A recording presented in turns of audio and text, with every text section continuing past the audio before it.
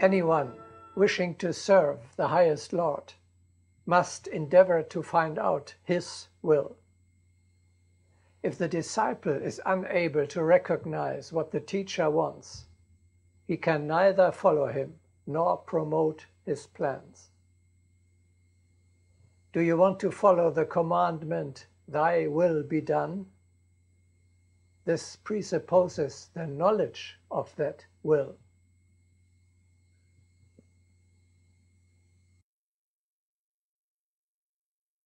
The words, "Thy will be done," do not mean to invite cowardly submission to circumstances and conditions. They should voice the cry of the soul for perception of the nature of the divine will and for strength to use that will aright.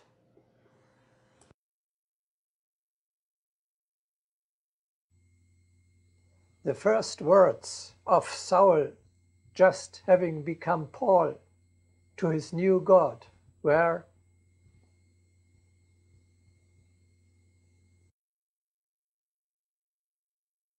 "What shall I do, Lord?"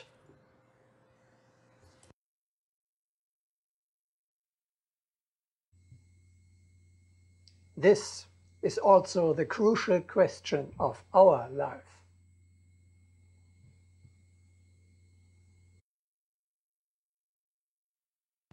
True attainments are realized by the striving to cognize the will of highest reason. It is difficult to accept the cosmic direction without understanding the will of highest reason.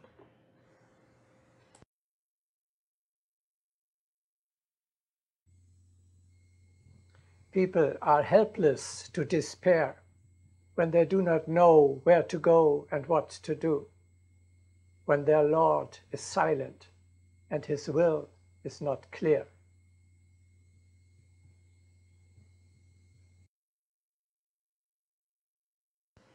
Where can the Spirit direct itself without the guiding hand?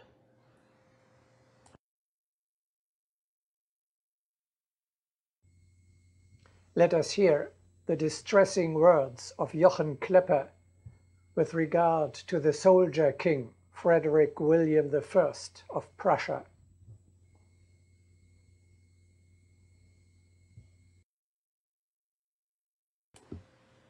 God's will was not to be recognized. How could kings govern?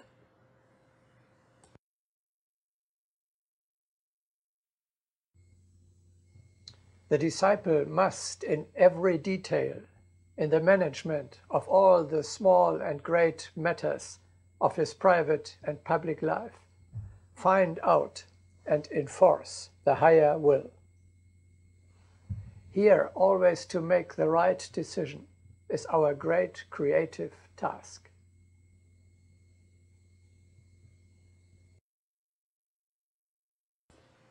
In some way, one should combine the urgent problems of life with the highest resolutions.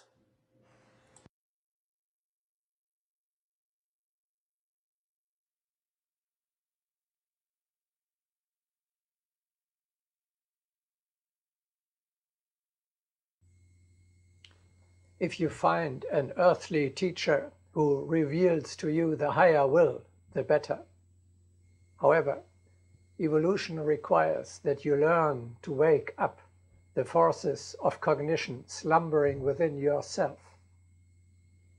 You cannot rely forever on instructions given by others. The temple student can at any time turn to his spiritual teacher for advice. In many cases, the teacher will respond when called. Often, however, it must suffice to withdraw to the higher self, to look from this far-off height on the problem in order to find a solution out of one's own inner intuition.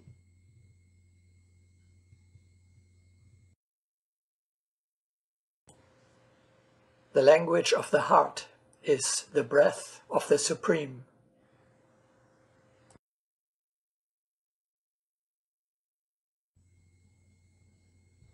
Both possibilities are virtually indistinguishable anyway. The teacher, the higher guidance, speaks to you through your higher self. The Spirit tells you how the teacher would act in your place. The guide is within yourself.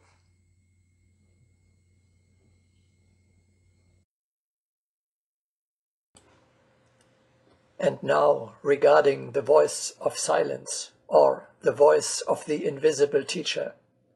Most certainly this voice may not necessarily be the voice of our higher ego, but precisely the voice of the teacher. For these manifestations are almost indissolubly linked with each other.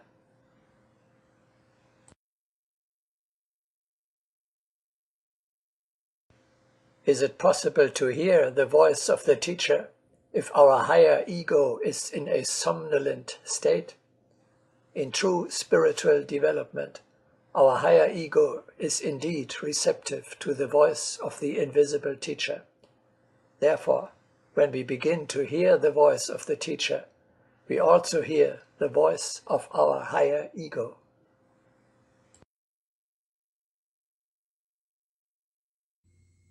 The inner voice, the conscience, the voice of the divine within us, shows the true and right path.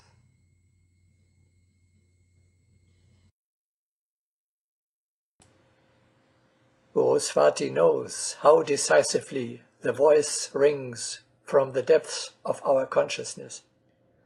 Only the one who can acknowledge this voice can consider himself to be on the path toward knowledge. Fortunate are those who have learned to hearken to the voice of the depths of the consciousness. Listen to the forewarning and encouraging voice. Your judge, your friend, is always with you.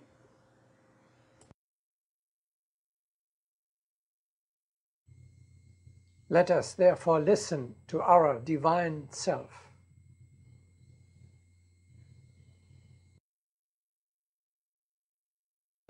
There is an angel in the heart of every human being. Children of mine, listen to the voice of that angel.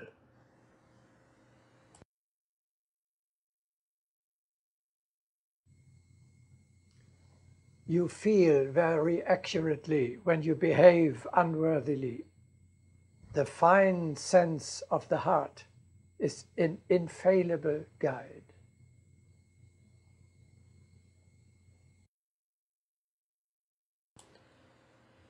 Doesn't a child feel ashamed after his first feeble attempt to lie? Who is unaware of the warnings the heart gives every time an unworthy act is about to be performed? Such actions of the heart transmit the best calls, but often people force the heart to be silent. This is a grave crime.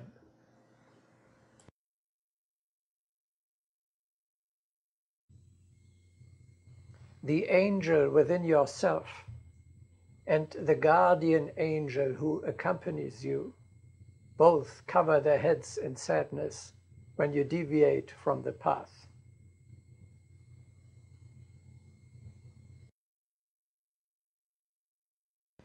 Man himself is fully aware when he does something unworthy. Old governesses used to say to children who had done something wrong, "Your angel will weep."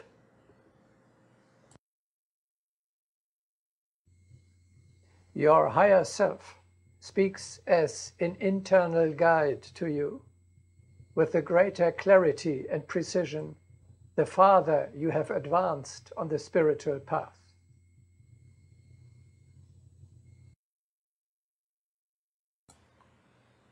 There is within each and every disciple of the Lodge, even though he may have taken but the first step on the conscious march toward victory of the higher self over the lower, the instinct, intuition, or actual voice, according to the degree of his development, which warns, protects, counsels, guides aright. If time be given to silence the outer stir of emotions, and listen to the word of light and command within.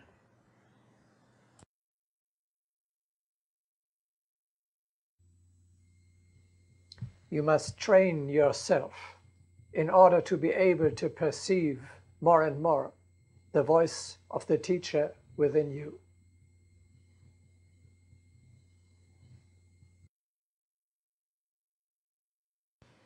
The teacher watches the progress of the yogi.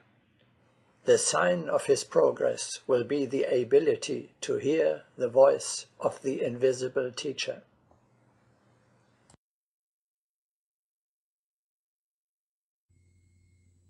The inner guidance is developed and strengthened if you rely on it and follow its call.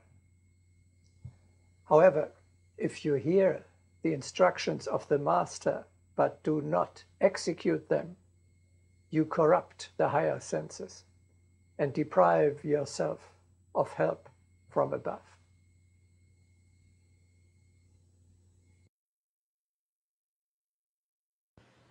There is danger when an instruction is not carried out right away.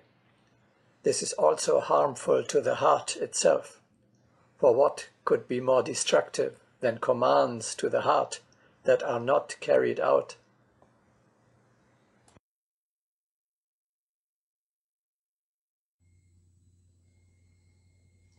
If you, on the other hand, get used to implement even the smallest order immediately and in full, you strengthen the connection, and the inner voice will speak to you gradually, clearer and clearer. The more faithfully you perform what the Master requires, the more you will realize the higher will, and the easier it will be for you to receive and to execute the next instruction.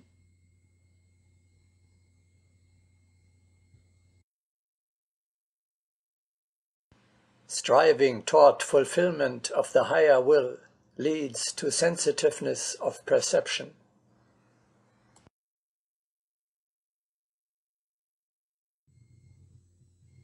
Let us listen to the great Indian theosophist Agni.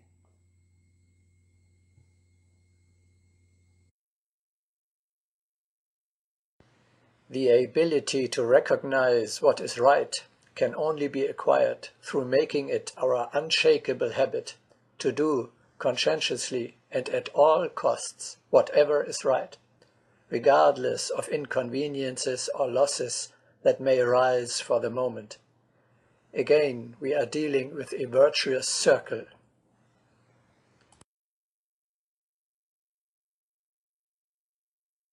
The more we adjust our lives to what we perceive as right, the easier and more clearly we can recognize what is right.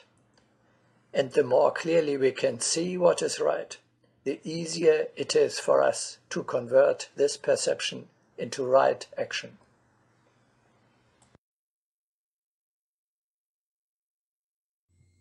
By this exercise of obedience, we nourish our higher nature. Let it grow and gain power.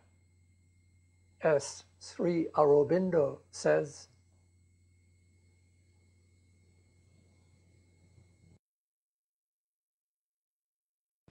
the soul begins to unveil itself.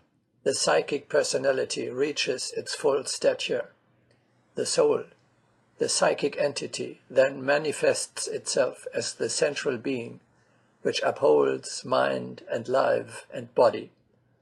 A guidance, a governance begins from within, which exposes every movement to the light of truth, repels what is false, obscure, opposed to the divine realization.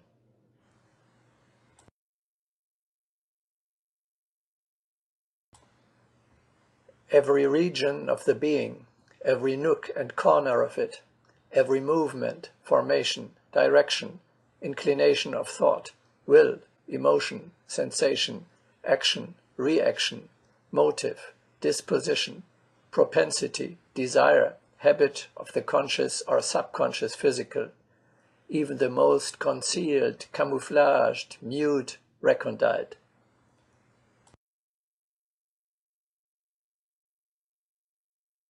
is lighted up with the unerring psychic light, their confusions dissipated, their tangles disentangled, their obscurities, deceptions, self-deceptions precisely indicated and removed. All is purified, set right, the whole nature harmonized, modulated in the psychic key, put in spiritual order.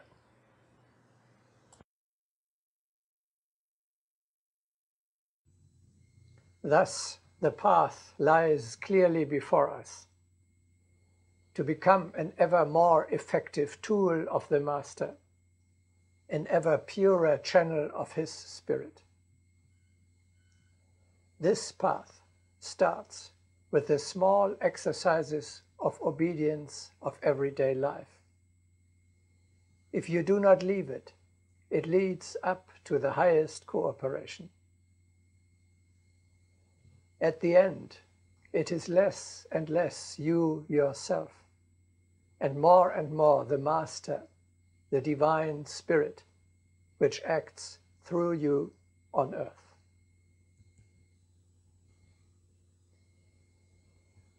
To conclude this broadcasting, let us again hear Taimni with magnificent words.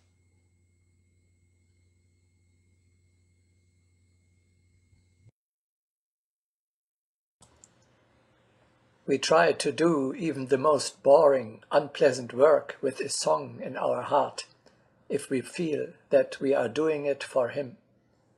And if we continue to act in this attitude, we will find that within ourselves takes place a very fine transformation.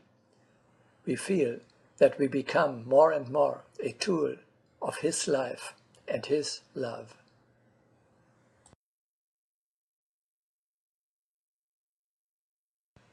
We feel that his power, his love, and his help flow through us to those with whom and for whom we are working, but regardless of our own person. We are becoming a mere channel, but through this channel flows his life and his love. And then, on an even higher level, something more becomes clear. We feel that he dwells in our heart and guides all our activities.